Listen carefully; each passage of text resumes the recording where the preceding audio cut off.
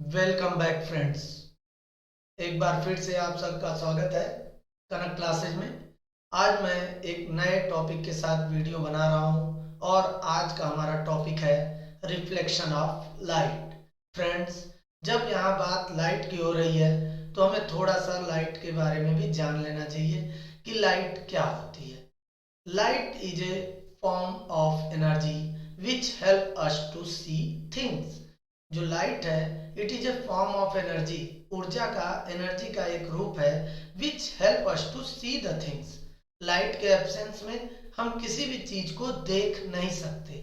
Light ही वह चीज है, वह एनर्जी का फॉर्म है जिसके थ्रू हमें कोई भी चीज दिखाई देती है।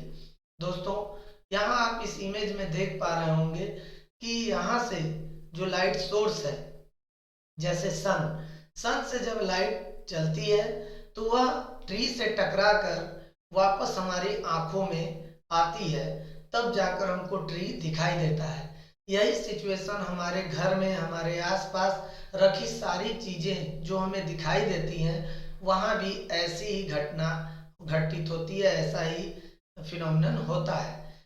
जो लाइट है वो उस ऑब्जेक्ट पर पड़ती है और वहां से टकरा कर जब हमारी आंखों में आती है, तब जाकर हमको वो चीज दिखाई देती है। तो दोस्तों, जब अब हम लाइट के बारे में जान चुके हैं कि light is a form of energy which help us to see the things, तो यहाँ एक नया टर्म आया, एनर्जी। उसको भी जल्दी से जान लेते हैं। एनर्जी क्या होती है? Energy is the ability to do work. किसी भी काम को करने की जो क्षमता है हमारी, that is known as energy. आप कोई भी काम करते हैं, आप सोच कर देख लीजिए, चाहे बैठने का काम हो, दौड़ने का काम हो, कोई चीज उठाने का काम हो, कोई चीज को फेंकने का काम हो, क्रिकेट खेलते हैं, फुटबॉल खेलते हैं, या कोई भी वर्क आप करते हैं, सारे वर्क को करने के लिए आपको एनर्जी की जरूरत पड़ती है। उम्मीद है आप समझ गए होंगे। एनर्जी ही वह कारण है जिसके कारण हम कोई भी काम कर पाते हैं। Energy is the ability to do work. अब दोस्तों, जब हम लाइट के बारे में थोड़ा जान लिए, एनर्जी के बारे में थोड़ा जान लिए, इनके बारे में किसी दूसरे वीडियो में और डिटेल से मैं बताऊंगा कि लाइट क्या होती है और एनर्जी क्या होती है। अब बात कर लेते हैं हमारा जो मेन टॉपिक है, that means reflection of light. Hindi में इसे प्रकाश का परावर्तन भी कहते हैं। तो दोस्तों, reflection occurs when light bounce off a polished surface like a mirror and changes direction as a result. It means when any ray, कोई भी लाइट की जो प्रकाश की किरण है, लाइट रे है, वह जब लाइट सोर्स से चलकर किसी सरफेस से, स्मूथ सरफेस हो या रफ सरफेस हो, किसी सरफेस से जब टकरा कर उसी मीडियम में किसी और डायरेक्शन में रिटर्न हो जाती है, तो इस फिनोमिनन को हम क्या कहते हैं? Reflection of light. Listen it carefully. When A light incident on any smooth surface and bounce off in the same medium in different direction, then this process is known as reflection of light. आप देख पा रहे होंगे इस image में, इस light source से एक लाइट किसी सरफेस की ओर आती है, इससे टकराकर वापस इसी मीडियम में लौट जा रही है, बस डायरेक्शन अलग हो गया, इधर से लाइट आ रही थी और इधर जा रही है। तो इस प्रोसेस को, इस फिनोमिनन को हम क्या कहेंगे? Reflection of light. जैसे इस फिगर में आप देख पा रहे होंगे कि इस लड़के के, इस बॉय के हैंड में एक मिरर है। स्मूथ सरफेस होता है मिरर, बहुत चिकना सरफेस। तो ये जब सन से चलने वाली लाइट इस मिरर पर आकर टकरा रही है, तो टकराने के बाद देखिए इसी मीडियम में वापस लौट गई, जिधर से आ रही थी उसी मीडियम में वापस लौट गई, बस उसका डायरेक्शन चेंज हो गया। This phenomenon is known as reflection of light. जैसे यहाँ भी आप देख पा रहे होंगे, एक लाइट रे इधर से आ रही है और इस सरफेस से टकराने के बाद वापस इसी मीडियम में किसी और डायरेक्शन में जा रही है। तो इस फिनोमिनन को, इस घटना को हम लोग क्या कहेंगे? परावर्तन, रिफ्लेक्शन ऑफ लाइट।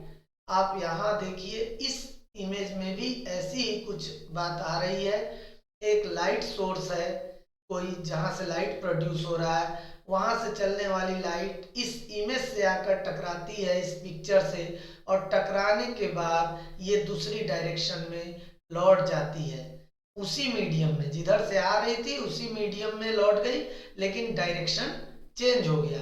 तो यह एक रिफ्लेक्शन की घटना है। इस तरह की घटना को हम क्या कहते हैं? Reflection of light. आगे बढ़ते हैं। जब हम ये जान चुके कि रिफ्लेक्शन क्या होता है, इसको जानने के बाद अब हमें रिफ्लेक्शन के कुछ टर्म्स जो यूज होते हैं रिफ्लेक्शन में, उसे भी हमें जान लेना चाहिए। जो लाइट सोर्स से आ रही है, जो रे प्रकाश की किरण लाइट सोर्स से चलकर सरफेस की ओर आ रही है, उस रे को हम कहते हैं इंसिडेंट रे। ओके, आपतित किरण हिंदी में कहते हैं और इंग्लिश में इंसिडेंट रे। और जब यह जिस सरफेस से टकरा रही है उसको हम लोग रिफ्लेक्टिंग सरफेस कहते हैं। यहाँ पे देखिए मिरर यूज किया गया है। मिरर को इस तरह से सिंबॉलिक फॉर्म में रिप्रेजेंट किया जाता है। ऊपर वाला हिस्सा स्मूथ होगा और नीचे वाला पार्ट रफ, तो ये मिरर को रिप्रेजेंट कर रहा है। तो आप देख रहे हैं लाइट सोर्स से एक लाइट रे आकर इस मिरर पर टकराती है। दोस्तों, जिस जगह पर यह लाइट रे टकरा रही है उस जगह को हम कहते हैं पॉइंट ऑफ इंसिडेंस, क्योंकि यहाँ पे इंसिडेंट हो रही है तो इसको हम कहेंगे पॉइंट ऑफ इंसिडेंस। और जब इस सरफेस पर यह टकराती है पॉइंट ऑफ इंसिडेंस पर, तो वापस देखिए उसी मीडियम में डायरेक्शन चेंज करके लौट जाती है। तो यह जो रे लौट रही है, इस रे को हम कहते हैं रिफ्लेक्टेड रे, परावर्तित किरण। ठीक है, जो रे लाइट सोर्स से आ रही है उसे इंसिडेंट रे कहेंगे, जहां पर सरफेस से टकरा रही है उसे हम पॉइंट ऑफ इंसिडेंस कहेंगे, और जब जो रे लौट जा रही है अलग डायरेक्शन में, उस रे को हम कहेंगे रिफ्लेक्टेड रे। यही रे है, ये कोई दूसरी रे नहीं है। यही रे यहाँ से आती है टकराकर वापस इसी मीडियम में दूसरे डायरेक्शन में रिटर्न हो जाती है। तो रिटर्न वाली रे को हम लोग रिफ्लेक्टेड रे कहते हैं, परावर्तित किरण।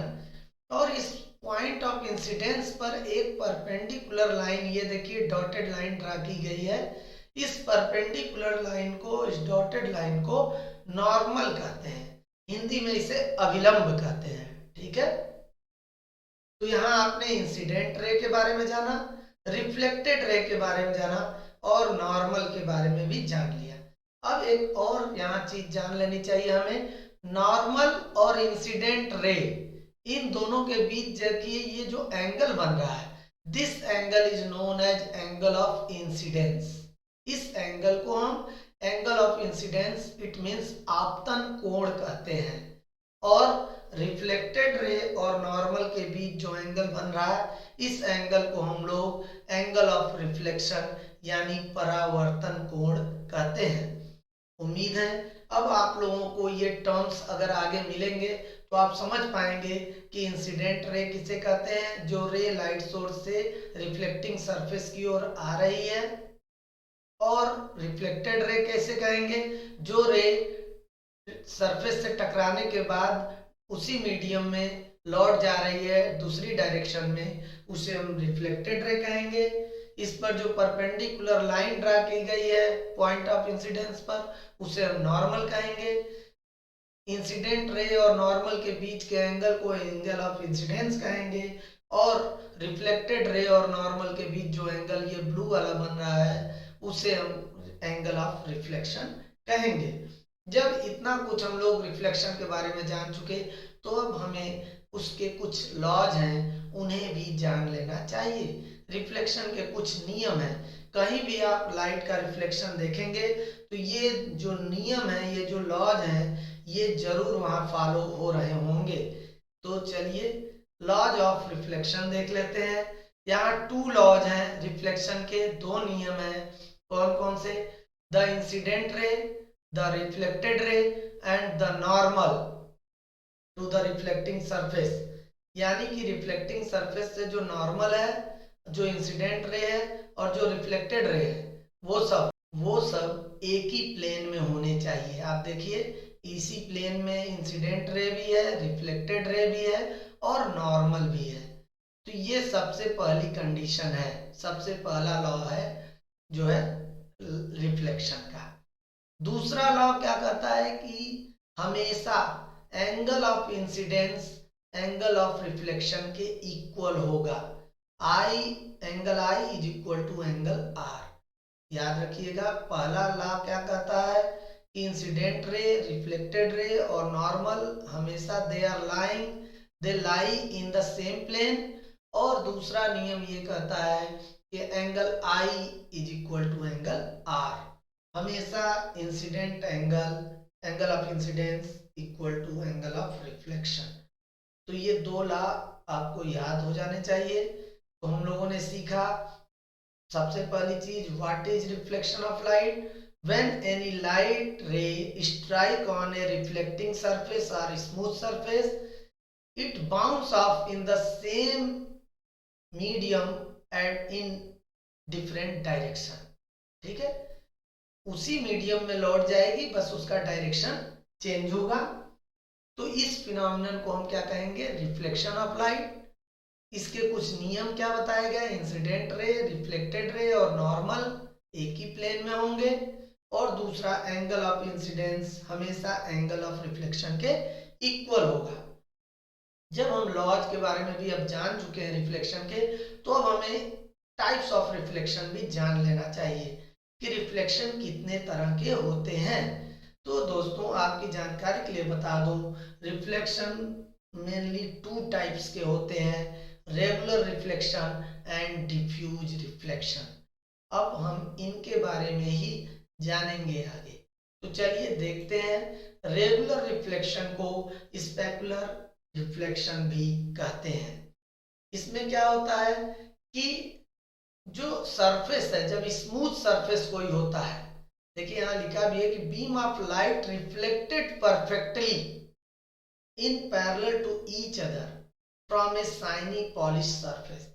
अगर लाइट को हम किसी पॉलिश्ड सरफेस की तरफ इंसिडेंट करते हैं, स्ट्राइक कराते हैं, तो उस पॉलिश्ड सरफेस से, उस स्मूथ सरफेस से जो लाइट रे रिफ्लेक्ट होंगी, बिल्कुल पैरेलल रिफ्लेक्ट होंगी। देखिए ये जो ब्लू वाली लाइट्स हैं, ये इंसिडेंट हो रही हैं इस सरफेस की ओर, जो कि एक स्मूथ सरफेस है, कोई मिरर है या स्टील है या ग्लास है, उसकी तरफ ये इंसिडेंट हो रही है किसी लाइट सोर्स से।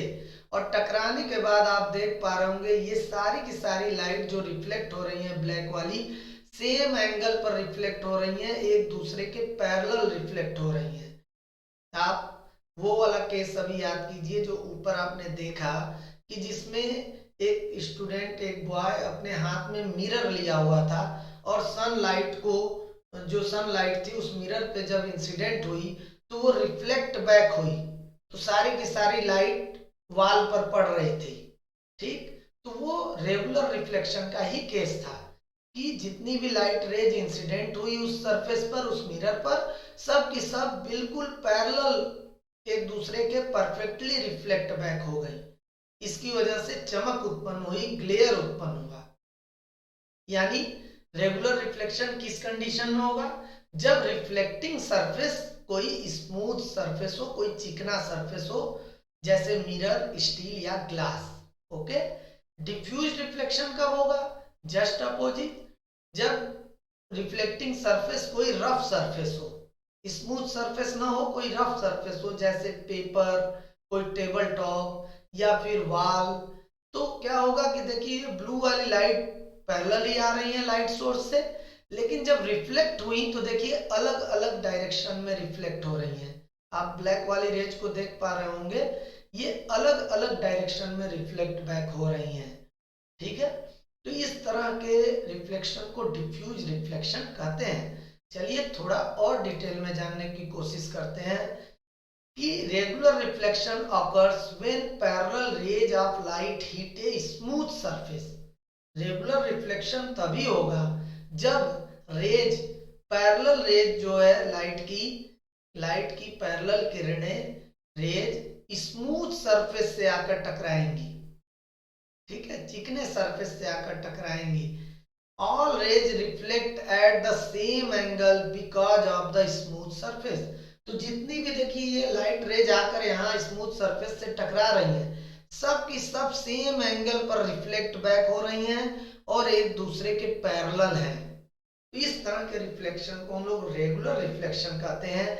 जैसे ये वाला केस आप देख पा रहे होंगे, सनलाइट आकर मिरर पर टकरा रही है, स्ट्राइक हो रही है, इंसिडेंट हो रही है, और इंसिडेंट होने के बाद उसी मीडियम में आप देखिए ये सारी की सारी लाइट रेज रिफ्लेक्ट बैक हो जा रही हैं। तो ये पैरेलल है एक दूसरे के, इसी वजह से जितनी लाइट आ रही है लगभग उतनी ही लाइट रिफ्लेक्ट बैक हो गई, जिसकी वजह से यहाँ चमक उत्पन्न हो रही है, ग्लेयर उत्पन्न हो रहा है।